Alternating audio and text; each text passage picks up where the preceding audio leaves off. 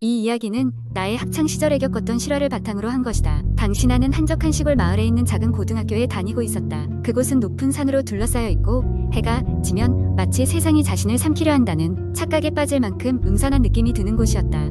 내가 다니던 학교는 오래된 건물로 여러 번 증축을 거치면서도 구석구석에는 오랜 세월을 버틴 흔적이 가득했다. 친구들은 학교의 본관 건물이 일제강점기 시절 건립되었다고 했으며 그 때문인지 종종 귀신 이야기가 돌곤 했다.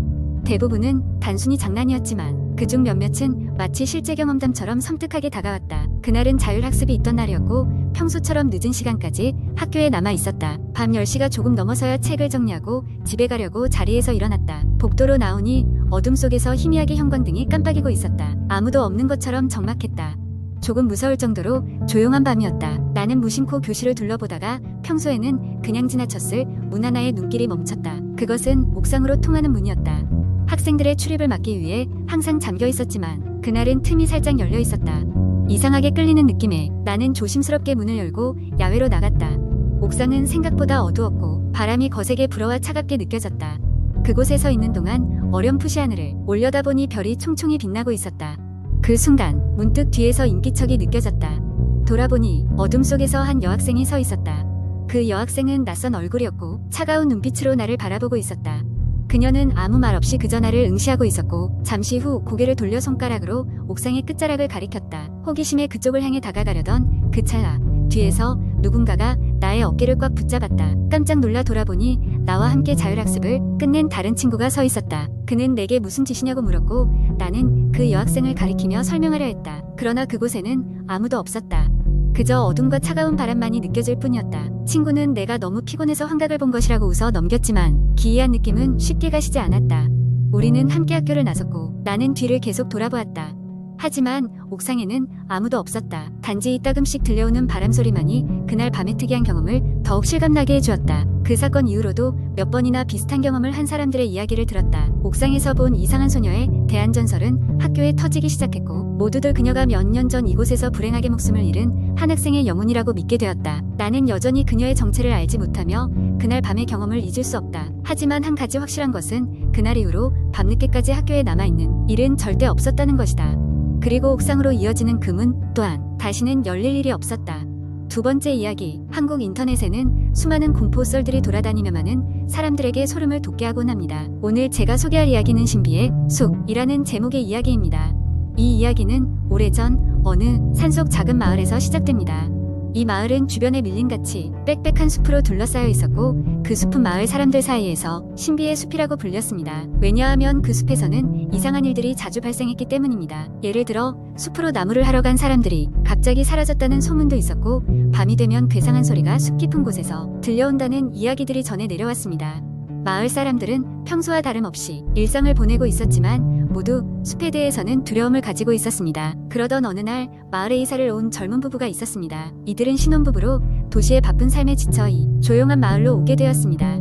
부부는 마을의 전설에 대해 듣고도 별다른 관심을 가지지 않았습니다. 그러던 중 어느 날 남편이 아침 일찍 산책을 나갔다가 숲 근처에서 사라졌습니다. 아내는 당황하여 마을 사람들에게 도움을 요청했지만 마을 사람들은 숲에 들어가는 것을 꺼리며 모두 고개를 저었습니다. 하지만 아내는 포기할 수 없었습니다. 그녀는 남편을 찾기 위해 홀로 숲으로 들어가기로 결심했습니다. 해가 지기 전 그녀는 숲속으로 들어갔습니다. 숲 내부는 생각보다 훨씬 어두웠고 나뭇잎들이 서로 부딪히며 으스스한 소리를 냈습니다. 시간이 지날수록 점점 더 깊숙이 들어가게 되었고 마침내 그녀는 마치 오래된 폐허와 같은 장소에 도착하게 되었습니다. 그곳에서는 이상한 바위들이 불규칙하게 놓여 있었고 중앙에는 오래된 나무 한 그루가 웅장하게 서 있었습니다. 그 나무 아래에는 남편이 무릎을 꿇고 앉아 있었습니다. 아내는 그에게 달려갔지만 남편은 그녀를 전혀 인식하지 못하는 듯 했습니다. 그의 눈은 흐릿했고 마치 무언가에 홀린 사람 같았습니다. 아내는 남편의 이름을 부르고 그를 흔들어 깨우려고 했지만 소용이 없었습니다. 그 순간 숲속에서 들리지 않던 소리가 들려오기 시작했습니다. 낮고 우렁찬 목소리가 숲 전체에 울려 퍼지더니 바위와 나무들이 조금씩 움직이기 시작했습니다. 아내는 공포에 질려 뒤로 물러났지만 그 순간 그녀의 뒤에서 무언가가 바람처럼 스쳐 지나갔습니다. 당황한 아내는 뒤를 돌아보았지만 아무것도 보이지 않았습니다. 그러나 다시 돌아보니 남편이 서서히 몸을 일으켜 그녀를 바라보고 있었습니다. 이젠 그의 눈은 다시 맑아진 상태였으며 마치 무슨 일인지 모른다는 듯한 표정을 하고 있었습니다. 두 사람은 서로를 껴안고 급히 숲을 빠져나왔고 그 일이 있은 후 그들은 다시는 숲 근처에 가지 않았습니다. 하지만 이후로도 마을 사람들은 여전히 그 신비의 숲을 두려워했으며 가끔씩 숲속에서 웃음소리가 들려온다는 이야기는 여전히 전해져 내려오고 있습니다.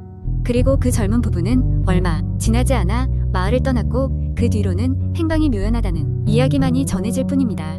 그 신비의 숲은 지금도 여전히 그 자리에 있으며 용감한 사람들만이 드물게 들어가 보려 시도한다고 합니다. 하지만 그곳에 들어갔다 나온 사람들은 거의 없고 그들이 본 것에 대해서는 절대 입을 열지 않는다고 하네요. 이것이 바로 신비의 숲에 관한 이야기입니다. 여러분도 혹시 혼자 깊은 숲속을 탐험할 생각이 있다면 그곳에 숨겨진 비밀을 조심하시기 바랍니다. 세 번째 이야기. 나는 대학 시절 여름방학을 맞아 친구들과 함께 오래된 건물을 탐험하기로 했다. 그 건물은 우리 동네에서 꽤나 유명한 공장이라고 불리는 폐허였다. 지어진 지 100년도 더 된 그 건물은 한때는 활기찬 공장으로 운영되었지만 오랜 세월 동안 방치되어 이제는 황량한 유령이 되어 있었다. 건물의 외관은 기괴했다. 그곳에 처음 들어선 순간 공기가 무겁고 온통 곰팡이 냄새가 진동했다. 우리 일행은 무작정 안으로 들어가 1층부터 차근차근 구경하기로 했다. 처음에는 특별히 이상한 점은 없었다. 낡은 기계들과 쓰러져가는 벽들, 그리고 깨진 창문들. 하지만 2층에 올라가면서부터 상황이 조금씩 변해가기 시작했다. 복도를 따라 걷는데 뭔가 이상하다는 걸 깨닫게 되었다. 마치 우리의 뒤를 누군가가 따라오는 것 같은 느낌이 들었다. 나는 뒤를 돌아봤지만 아무것도 보이지 않았다. 단지 바람이 스치는 소리만이 들릴 뿐이었다. 그럼에도 불구하고 그 불안한 느낌은 사라지지 않았다.